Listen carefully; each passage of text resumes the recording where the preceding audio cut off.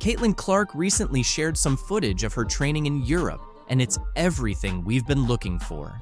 This serves as the ultimate evidence of how a truly respectable league treats its star players.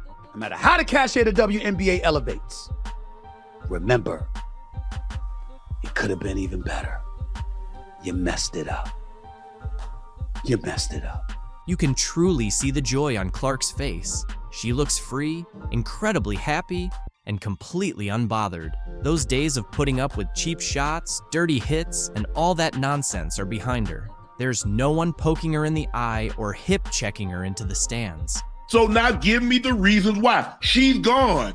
And here's the best part. There's no racial tension or scheming against the league's top talent in Europe. The players focus on their game, and Clark can finally concentrate on what she does best, dominating on the court. The contrast is clear, and it's no surprise she's thriving in a league that truly knows how to honor greatness. I have honestly never seen a company fumble the bag so hard like the WNBA fumbled Caitlin Clark. She's playing as if she's finally free from all the nonsense, free from cheap shots, and definitely free from the relentless negativity she faced in the WNBA.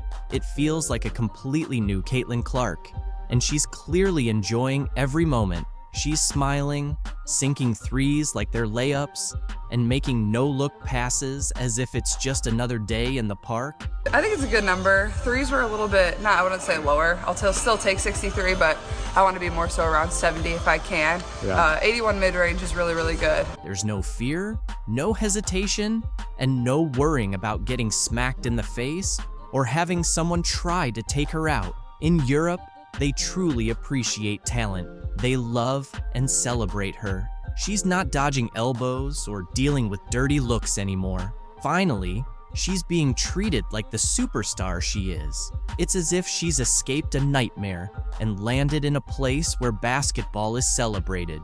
And it sucks that so much of it was riddled with so much drama and so much negativity and so many mishaps. You know who's really losing it? The WNBA. That's right. The league that thought they could just sit back and let Caitlin Clark get poked in the eye, body checked and disrespected day after day. Now they're complaining about losing their star, but let's be honest, it's their own fault. They made it unbearable for her. How many times did we watch Clark take a cheap shot while the referees stood by without taking action? And what did the WNBA do about it? Nothing. They allowed it to happen repeatedly. Like we talked about in our locker room after the game ended, where obviously people were pretty disappointed in the outcome. Here's the thing. In Europe, they don't have that kind of drama. No Chennedy Carter blindsiding her, no Dejonai Carrington going for her eye. No one is trying to take her down just because she's different. She's not facing players who resent her simply because she's a straight white girl excelling in their league. Over there, it's all about basketball. It's pure, it's clean, and it's a genuine league that respects the game, honors talent, and of course, treats Clark. Caitlin Clark presented in Europe after record-breaking WNBA season. From the sounds of this interview, it seems like she's probably going to make more money overseas in Euroleague than she did during this WNBA season. The commissioner told her that she could make $700,000 playing in the WNBA. The Euroleague just made it official. Caitlin Clark is heading overseas, and now the WNBA is buzzing over the contract details. It's clear that while Clark is about to make waves in Europe, Kathy Engelbert and the WNBA execs are probably sweating it out. Without Clark, they're likely heading back to that familiar spot of irrelevance they were stuck in before she came along and gave people a reason to tune in. Let's be honest, most are only watching because of Caitlin Clark, and once she's gone, it's hard to see anyone sticking around for those average teams. Now, I feel like there could be a team overseas who would love to snatch Caitlin Clark away from us and give her a crazy offer. I mean, Ice Cube was about to give her $5 million to play in less than 10 games in the Big Three. So the money is there, and if these owners are smart with it, I could definitely see more WNBA players going overseas. The WNBA pretty much shot themselves in the foot with a series of bad decisions and some race-baiting drama that cost them their star player. They lost their golden opportunity. But let's not dwell on their mistakes. Caitlin Clark's new adventure is where the real excitement lies now. Going overseas and possibly not returning. I totally understand that some of you hardcore Caitlin Clark fans in America might be feeling a little down about her moving to Europe. But let's face it, you want her to be happy, right? That's why you're staying quiet about it. Deep down, as long as Clark is doing well, you're okay with it. And don't worry, Clark cares about you just as much. In fact, I have a little surprise from her that's going to make you really happy, so stick around for that. For now, let's dive into what's really happening with this Euroleague deal. Unfair what the players are paid. So, the big boss of Euroleague women has finally put all the speculation to rest. Caitlin Clark is officially getting ready to head to Europe. And no, this isn't just a temporary gig while the WNBA takes a short break. This is a major move. We're talking about Euroleague Women, which is technically the top competition for women's basketball in Europe. Yet somehow, it still doesn't get the recognition it deserves. It's like this hidden gem in the basketball world, and people are still overlooking it. If you look at his rookie salary, which was around $55 million for 4 years, and then you look at Caitlin Clark's $300 and I think it was $38,000 salary that she signed for 4 years, that is about the same amount more. It's around 162 times more that Victor made. For those who may not be aware, Euroleague Women is managed by FIBA Europe, and believe me, it's where some of the most intense basketball takes place. This isn't just a casual summer league. The Euroleague runs from October to April.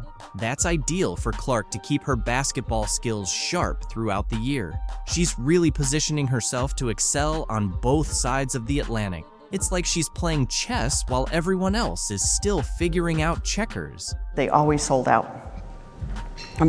Unbelievable. So Atlanta would normally have 3,000, 4,000 people. Now they have 17,000 people, and they sold 1,000 standing room only tickets. So when we walked into the arena, people were on that third balcony looking down at the tops of our players' heads to watch. It's really hard to take in. And here's something interesting. Euroleague Women has been around since 1958. That's right, longer than most of us have been alive. It's like the original league for women's basketball, even getting a rebranding in the 90s. Yet, for some reason, it hasn't achieved the same commercial success as the WNBA. But don't be fooled. This league is serious business. It has stood the test of time for a reason and is home to some of the best. Angel Reese reveals the real reason behind Caitlin Clark's move to Europe. Angel Reese shuts down rumors, says Caitlin Clark's exit is a financial move. Angel Reese couldn't resist weighing in on Caitlin Clark's new European contract. Instead of letting it slide, she stepped in to set the record straight. What the is that headline all about? Yeah. She is the worst basketball player. In the WNBA, this is pretty unprecedented. Someone so set on stirring the pot. Reese, still tangled up in her own steroid controversy, took a jab at Clark, suggesting players are just in it for the money and using racial issues to gain sympathy. People talk about Caitlin getting hate, but someone sat down and spent hours putting together an 8-minute video with interlude clips all to trash Angel. Why? It's obvious Reese is targeting Clark here. The surprising part is that Caitlin has never said anything negative about Reese or any other black player. But today, I can't help but feel that some people don't really deserve the silent treatment. Blah, blah, blah. From Angel Reese. It's pretty clear that Caitlin Clark heading to Europe isn't just about exploring a new scene or picking up a different paycheck. It's more about escaping the toxic circus the WNBA has turned into. On the surface, the WNBA might seem like the perfect fit for a player like her, someone born to dominate, but in reality, it was becoming anything but ideal. Instead of just focusing on her game, she was constantly dodging scandals and skeptical looks like it was all part of the game plan. Entitled players in the WNBA just can't seem to understand is, you get what you put in, and right now, you are getting exactly what you deserve. And why? Because she chose to stay quiet while others tried to paint her as some kind of villain. Some of her own fellow athletes, along with a few media voices, went as far as to label her a racist. Honestly, where do they come up with this stuff? But Clark, always level-headed, didn't take the bait. She didn't waste her time responding to these absurd accusations. She just stayed focused on what really matters: basketball. Yet the drama surrounding her only kept growing, like a bad reality show storyline.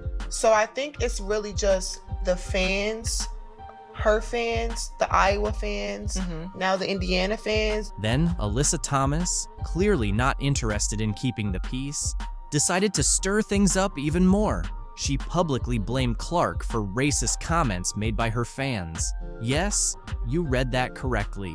Thomas somehow figured that Clark should be responsible for the words of random people in the stands. I think in my 11-year career, I've never experienced the racial comments from the Indiana Fever fan base. Ridiculous, right? This wasn't even about anything Clark did or said. Nope, Thomas seemed more interested in redirecting attention away from her own struggles. She bundled up her frustrations, jealousy, and whatever else was going on inside, wrapped it in an accusation, and tossed it right at Clark. And then she had a press conference where she cried and everybody's so mean to me. Well, she's continued the stupidity. I mean, she cheered on her teammate as she shoved Caitlin Clark, knocked Caitlin Clark in the head, and a bunch of other stupid stuff. The thing is, Caitlin didn't have to do anything wrong to end up as a target. The love she was getting from fans, her name popping up in every highlight reel and headline, that alone was enough to spark jealousy in the WNBA. And it wasn't just random trolls online, it was some of the very players she shared the court with.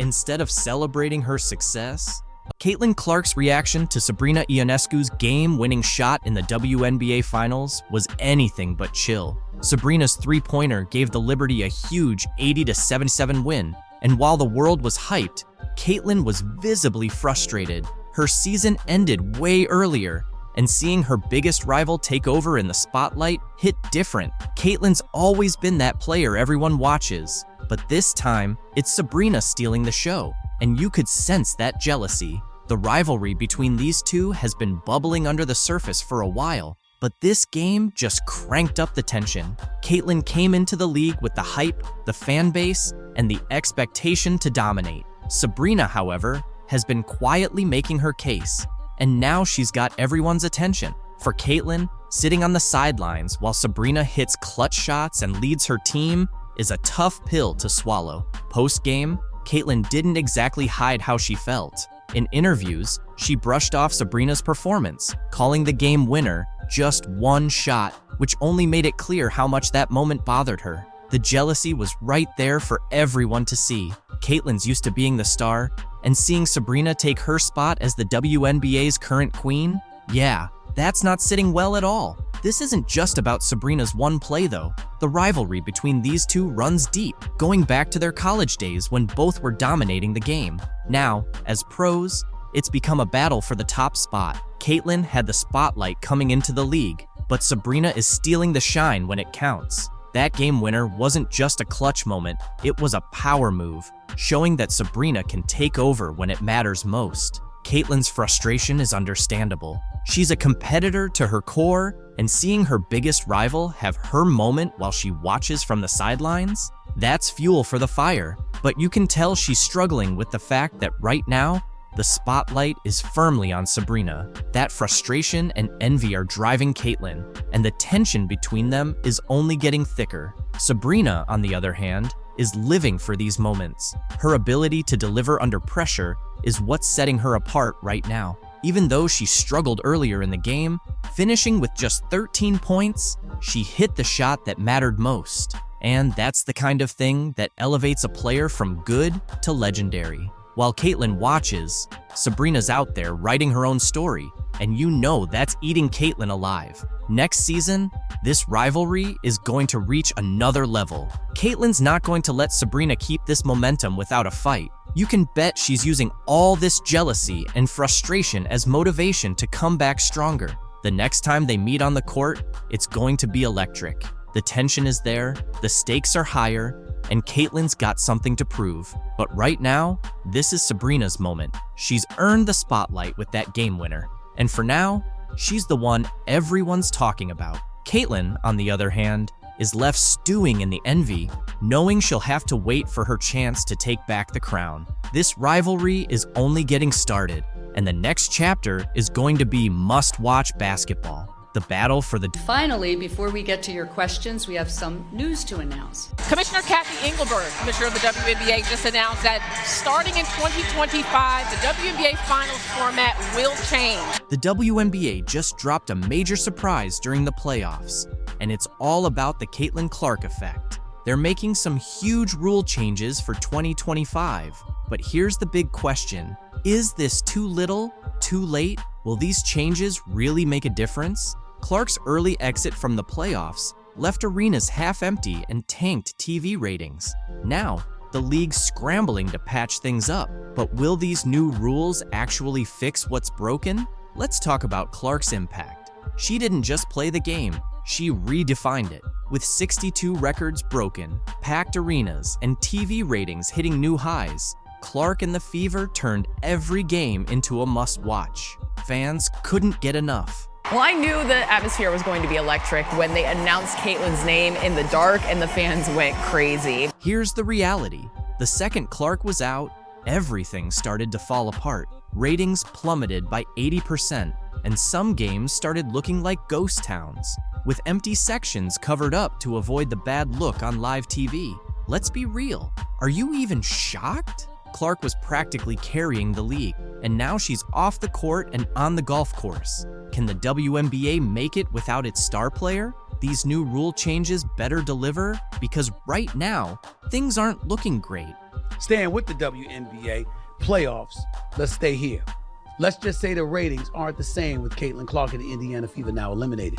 By the way, not only was viewership down, but attendance was as well. The WNBA is definitely in panic mode, ready to do whatever it takes to turn things around. But here's the surprising part. These new rules aren't just minor adjustments, they represent a complete overhaul that could either save or sink the league. The big question is, will these changes be enough to fill the gap left by Caitlin Clark and boost their ratings? Or will the league keep slipping into irrelevance?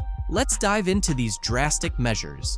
First off, they're extending the regular season from 40 to 44 games, with the introduction of a new team in 2025, the Golden State Valkyries. That means 4 more opportunities to catch your favorite team in action. Getting to go to multiple arenas so that people that are watching at home can see this environment in a multitude of cities. It's amazing. I love it. The growth continues. But that's not all. The finals are getting a makeover too. Starting in 2025, the WNBA Finals will shift from a best-of-5 format to a best-of-7 series. This change aims to create a more intense and exciting championship showdown. Starting in 2025, the WNBA Finals format will change to a best-of-7 series. Yes. And the format will be 2-2-1-1-1. It's clear that the league believes more games will lead to more fans and increased revenue. Plus, they're making changes to the first round of the playoffs as well. The format is shifting to a 1-1-1 setup, which guarantees the lower-seeded team one home game. Say for the fans, it's a benefit for your team. Has played well enough to get into the playoffs. So now that your fans will be able to see your team play at home during those playoffs. Yeah. Remember the Fever Sun series? The Indiana Fever couldn't return to play in front of their fans at Gainbridge because of all the drama in Games 1 and 2. It seems the league has finally realized that lower-seeded teams need to have the chance to play in front of their home crowd as well. Now, Commissioner Kathy Engelbert is trying to pitch these changes as if they're going to save the league, claiming it's all about balancing the schedule. But let's be honest, it feels more like a frantic effort to keep things running without their star player. With the increased attention this year, there's also been increased scrutiny about the quality of refereeing. Curious if there has been any conversation about whether it's referee pay, referee training, anything to ensure that is as good as it can be. Let's be honest for a moment. Are these changes truly tackling what fans care about? Sure, having more games looks good on paper, But what about the issues that really matter, like player safety and fair officiating? Those concerns seem to have been completely overlooked by Engelbert. Yeah, and the one thing as a very long-term sports fan I know is that officiating and refereeing is always at the top of a fan's list of the... Caitlin Clark's transition from the US to Europe is creating quite a buzz in the basketball world. Her choice to sign a lifetime contract with a European club has fans curious about what motivated such a bold decision, especially after her impressive rookie season. From deep three-pointers to record-breaking assists, Caitlin quickly emerged as a star in the WNBA. However, her journey in the league wasn't as smooth as it seemed. In interviews, Clark opened up about the challenges she faced both on and off the court. One of the toughest parts of her life as a professional athlete was the pressure to always be on. She mentioned that there are days when she simply doesn't want to engage with anyone. When someone comes up to you, that's their 10-second interaction with you. So you smile and try to be kind, but sometimes you just want to be normal, she shared. Caitlin's rookie season was physically demanding. She faced aggressive defense and often felt like she was targeted by opponents pushing the limits of fair play. Hard fouls and elbows became all too common, yet she kept her composure, accumulating assists and points while setting records despite the relentless pressure. Additionally, as a young white player in a predominantly black league, Clark encountered subtle but uncomfortable moments from both fans and fellow players. These factors weighed heavily on her and played a role in her decision to seek new opportunities overseas. In Europe, she saw not only a fresh start, but also a chance for personal and professional growth. Playing in a different league would provide new challenges without the constant scrutiny she experienced in the US media. While some critics argue that Clark's move might be premature, others view it as a calculated decision to prioritize her passion for the game without the distractions she faced at home. As Caitlin embarks on this new chapter, she leaves behind a complex legacy in the WNBA. Her talent and determination are undeniable. What are your... In a surprising move, ESPN is back in the news, this time for parting ways with one of its well-known personalities, Elle Duncan. So, what happened? It all stems from Duncan's ongoing criticism of Caitlin Clark, a rising star who's been making waves in the WNBA. Instead of celebrating Clark's impressive achievements, Duncan took a different route, one that ultimately cost her her job at ESPN. Breanna Stewart's never going to win another championship, or, Nafisa Collier's better than Maya Moore. Like, instead of those kinds of hot takes, the hot takes solely and explicitly surround all of these black women versus Caitlin Clark. Amani Jones and Elle Duncan have teamed up. They're coming at the 22-year-old white straight girl, Caitlin Clark. Because, see, here's the deal. Because Caitlin Clark can throw a ball into a basket deeper and better than anybody in the history of women's basketball. Because Caitlin Clark plays with a flair. Before getting into the specifics, let's first break down how Elle Duncan's actions ultimately led to her being let go from ESPN. It's no surprise that she faced backlash. Throwing out accusations without solid proof never sits well with the audience. Viewers quickly picked up on the bias, and it was only a matter of time before ESPN had to sever ties. Today, we're diving deep into the controversy, exploring why ESPN made such a bold decision and how Duncan's criticisms of Caitlin Clark shifted into what many are calling a full-blown witch hunt. But there's more to this story than what's on the surface.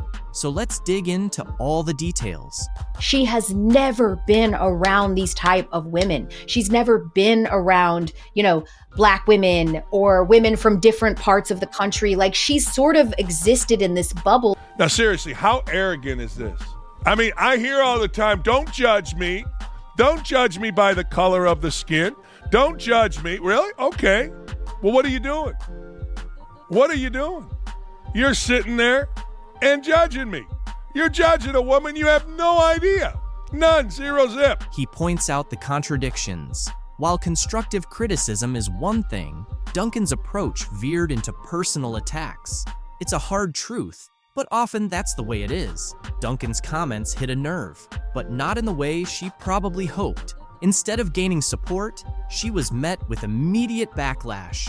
Fans, analysts, and even fellow commentators called out the lack of evidence behind her claims.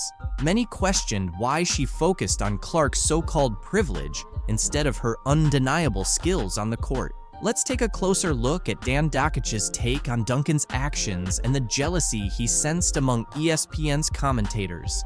Everybody that I know still know what ESPN tells me. It's so ridiculous, these women. It's so ridiculous. There's a green room right next to where the makeup is. It's loud, it's stupid, it's asinine, it's absurd. And that's Elle Duncan and her little cast of cronies. And all the little girls at ESPN, look, all they are is trying to make themselves, well, not better, more popular. And they don't care what they do. Elle Duncan has lived in that bubble forever. Elle Duncan is full of shit here. His comments hit a nerve, but they echoed what a lot of viewers were already thinking. Criticism is fine, but when it feels driven by envy, it quickly loses its weight. Caitlin Clark's entry into the WNBA has been nothing short of groundbreaking. Her stats speak for themselves, leading the league in points per game and bringing a fresh level of excitement to women's basketball. Viewership has jumped nearly 40% since her debut, with fans across the nation tuning in to see her in action. Yet, despite all this success, Elle Duncan chose to focus on downplaying Clark's achievements. Let's revisit a moment many feel crossed the line in Duncan's critiques.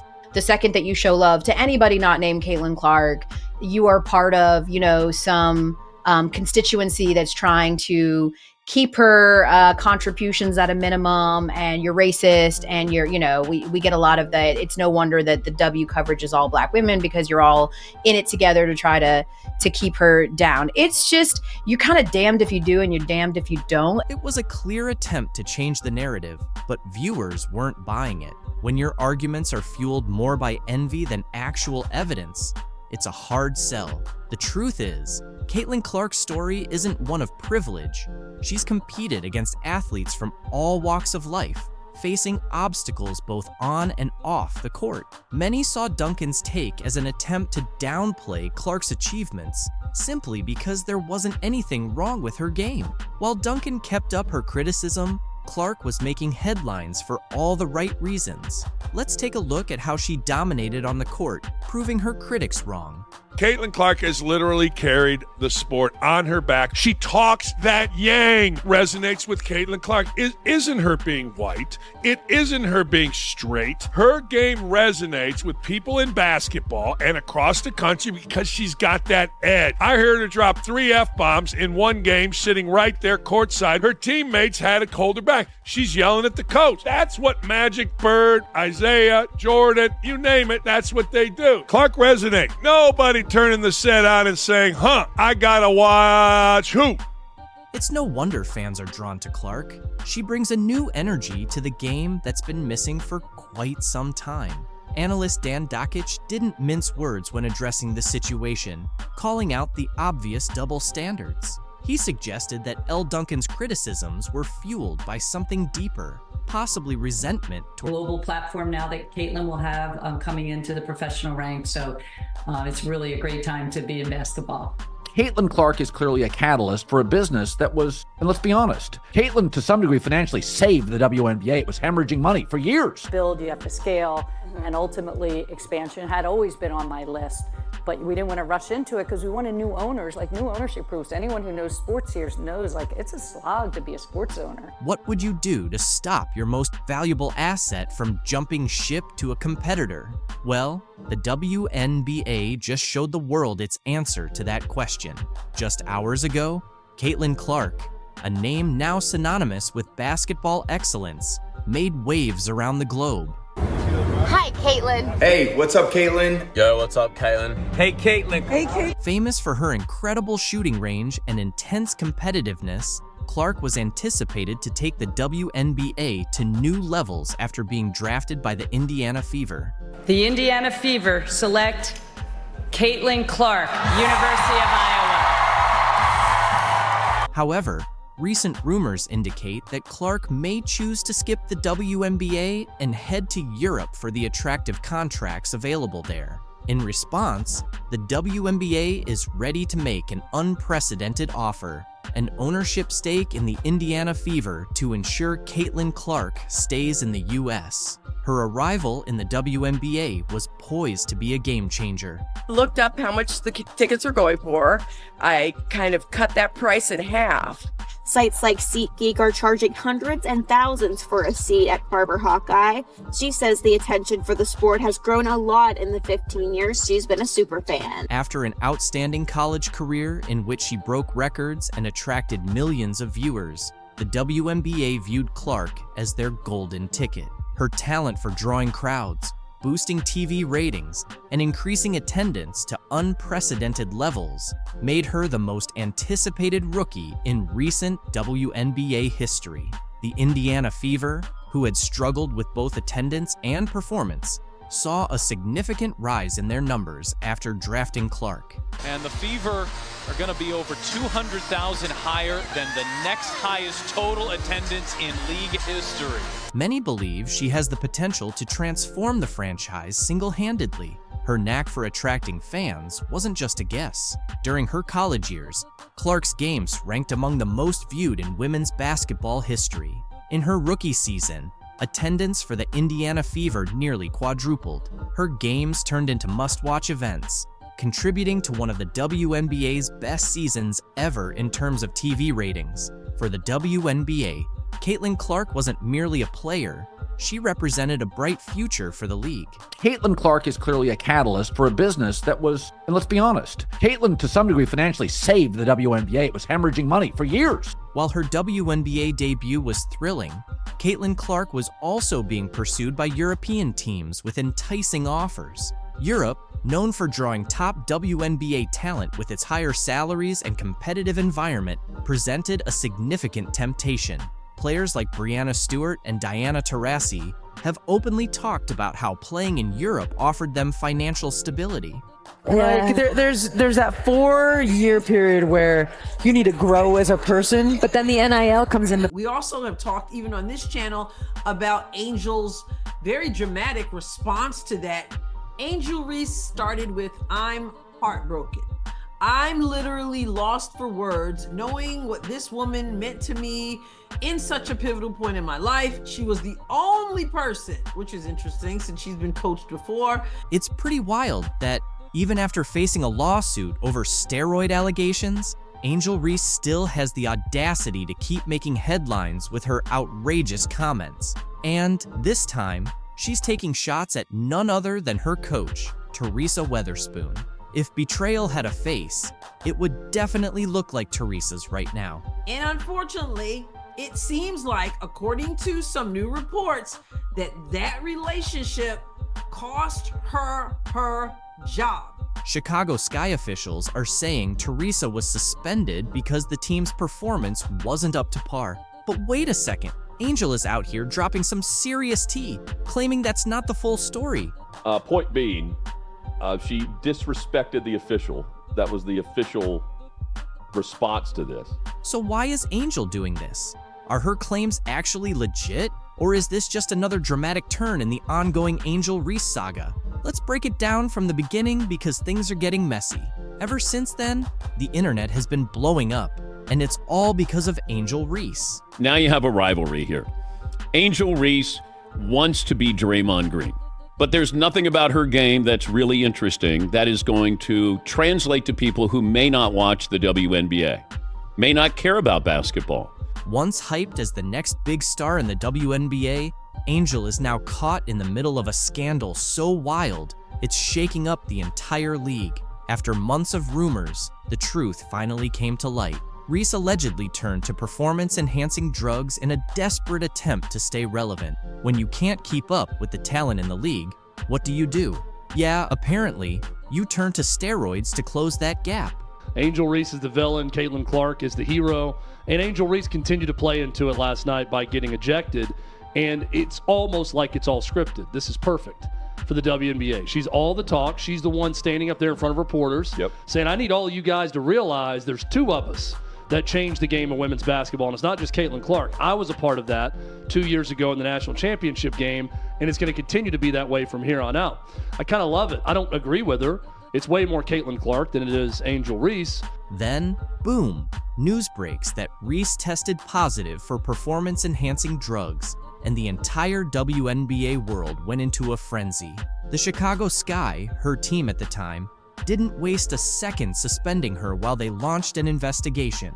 But honestly, we all knew where this was going. Her job. And I don't doubt it, because anybody who's watching could see that what was going on with Chicago and with Angel Reese and the double-double streak and all that stuff wasn't good for Angel, wasn't good for the rest of the team, wasn't good for the whole organization. The moment those test results came back, Reese's career nosedived faster than her fourth quarter shooting percentage. Her public image was already hanging by a thread, but this, it completely shattered it. The Sky cut her loose, and fans, the league, everyone were left stunned, picking their jaws up off the floor. WNBA has been around a couple of decades, and people didn't notice the game. They're noticing it now. Well, that's because of Caitlin Clark, not Angel Reese. The drugs Reese allegedly used weren't your everyday vitamins. Nope, she supposedly went for EPO, or erythropoietin, a powerful performance enhancer that boosts stamina and endurance by increasing red blood cell production. It's the kind of stuff cyclists and marathon runners use to push their bodies to superhuman levels. On top of that, she reportedly dabbled in anabolic steroids, which help build muscle faster than you can say bad decision. Both of these substances are strictly banned under WADA regulations, and the WNBA, they don't mess around with this kind of thing. Athletes caught using these banned substances usually face a harsh reality: suspensions, public humiliation, and a huge question mark hanging over the rest of their career. The addiction is real. I just hope y'all know the WNBA don't pay my bills at all. I don't even think that pays one of my bills. So I don't know if she's complaining or just stating. Angel Reese faced heavy criticism from experts after her recent complaints about her WNBA salary not being enough to cover her rent. Apparently, she's struggling on her $73,000 salary, claiming it doesn't stretch far enough to pay for her extravagant $8,000 monthly rent, as if she's living paycheck to paycheck. I am sympathetic to that, but yeah, sports needs villains. I don't have a problem with it. She makes the WNBA more interesting. Reese, regarded as the league's most pampered player, appears to believe she deserves a salary increase, especially since it's been a while since she found herself in another scandal. And now, it looks like we're back to the same situation again. Number one complaint this offseason in the WNBA would be the incessant whining about their minimum wage salaries. I mean, who could have possibly... What exactly are you asking for more money for, Angel? You played less than 10 games this season, while Caitlin Clark put in the effort through 38. You're attracting a crowd of 7,000 fans per game. I am sympathetic to that, but yeah, sports needs villains. I don't have a problem with it. She makes the WNBA more interesting. And somehow, you expect to earn paychecks on the level of LeBron James? Let's be honest, it seems like you're more focused on your image than the game itself. Angel Reese, who calls herself the face of the WNBA, is acting as if life is incredibly unfair to her. She's making a WNBA salary of $73,439, but still has the audacity to complain that it doesn't cover her $8,000 monthly rent. Now these complaints are coming from the star. That's right. She's living in a place that costs $96,000 a year, and then wonders why her finances don't make sense. I mean, how out of touch can you be? It's almost like she's forgotten basic math. Spending $8,000 a month isn't just rent, it's a lifestyle choice. The average person in Chicago, where rent is around $2,000, would be laughing in disbelief at these complaints. Most people can't afford to spend their entire paycheck on a luxury apartment and then complain about it. Yet here, we have Angel Reese playing the victim while the rest of the WNBA is out there hustling just to get by. The audacity is off the charts. Hand pays them bills, baby. I just hope y'all know the WNBA don't pay my bills at all. I don't even think that pays one of my bills. Literally. I'm trying to think of like my rent for where I stay at. Let's not even dive into her financial choices. With all the money she's making from endorsements, sponsorships, and her podcast, you'd think she would realize that renting an overpriced place isn't the smartest decision. But instead of making wise financial moves, like buying a house or investing, she seems to be spending money faster than most people can earn it. What's her plan exactly? Is she just waiting for a magic fairy to come and solve her problems? I don't even know what salary does it. Really? You don't even. Yo, I'm living beyond my means. It's like it's both hilarious and sad at the same time. She's in a position to be a real role model for her fellow WNBA players, many of whom are genuinely struggling to make a decent living. They don't have million-dollar endorsement deals rolling in. They rely on their league salaries and are barely scraping by. Yet here's Reese complaining about rent as if she isn't surrounded by cash from every angle. It's insulting to everyone in the league who is truly fighting to stay afloat. Playing this off-season in the WNBA would be the incessant. The portrayal of black women in the league is an ongoing conversation. Many, including Aja Wilson, Angel Reese, Cheryl Swoops, and others, seem to view Caitlin Clark as a major issue in the WNBA, at least according to the league discussions. But is this truly the case? Or could it be more about rivalry and resentment? Some recent developments might make us rethink the situation. Last week, Aja Wilson brought up the topic of white privilege while speaking with Kelsey Plum. Now, Wilson and Angel Reese are both featured on the cover of the Wall Street Journal's magazine. Yet surprisingly, there's no mention of Caitlin Clark. In 2024, with all that's happening, isn't it worth exploring this from Caitlin Clark's perspective too? Imagine this. Even if you're the first rookie since 2008 to make the WNBA's first team, break over 50 records in one season, and win Rookie of the Year, you're still not acknowledged in one of the league's largest media spreads to date. This seems puzzling, especially if Clark's success is arguably central to the article's theme. The situation is further complicated by online tensions. Caitlin Clark is often cast in a negative light, made to seem difficult and unlikable, even while dealing with online harassment from an account managed by Aja Wilson's friend. And yet, both Wilson and Reese continue to fuel controversy, even accusing each other of unfair treatment and, at times, directing this frustration toward Caitlin Clark. This leaves us wondering, is this really the behavior we expect from an MVP or Rookie of the Year? This situation honestly feels like a case of bullying. It's the peak of first world issues, showing a lack of responsibility and, frankly, Angel Reese's lack of consideration. Watching this unfold is mind-boggling. You're right, it's easy to see how she comes across if you have even a bit of self-awareness. Honestly, if I were another WNBA player without Caitlin Clark's visibility, she wouldn't be my concern. She isn't the problem here. More people are starting to catch on. Caitlin Clark was never the issue. Her critics were the ones using her name for attention whenever things didn't go their way. Those same athletes, analysts, and experts quickly make noise when they feel slighted, then claim Caitlin Clark is the root of it all. But here's the truth. The issue might actually be Angel and Aja, not Caitlin. It's worth asking, who's really harming the league's reputation? Angel Reese or Caitlin Clark? Because, once again, it's Reese's unlikability that seems to be hurting the league's image. Caitlin, on the other hand, is generally well-liked and doesn't flaunt privilege or entitlement as if she's something special. People from all backgrounds are beginning to notice this. You made a great point. Caitlin Clark is helping drive the league's success and bring in money, while Angel Reese's behavior might be doing the opposite. The WNBA doesn't seem to be catching on, but the fans certainly are.